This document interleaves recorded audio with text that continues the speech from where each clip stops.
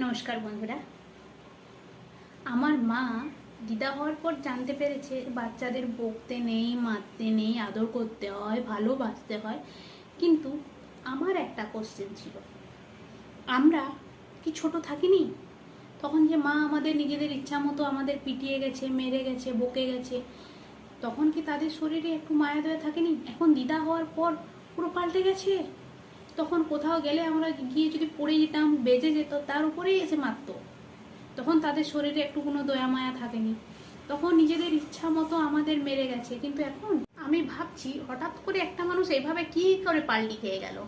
তখন এক সময় অন্যরকম ছিল, এখন অন্যরকম। আমার তো একবার করে মাঝে মাঝে মনে হয় মা আমাকে কুড়িয়ে পেয়েছে, তাই ইচ্ছা মতো পিটিয়ে গেছে। পুরো চেঞ্জ। আমাদের সময় একরকম, আর এখন আরেক রকম। এখন দিদা হওয়ার পর বলছে যে আমাদের সময় তখন আমাদের কত ধৈর্য ছিল, আমরাও ছেলে মানুষ করেছি, এখন আমার মেয়ে হয়ে তোদের ধৈর্য নেই। পুরো চেঞ্জ। আমাদের সময় একরকম, আর এখন আরেক রকম।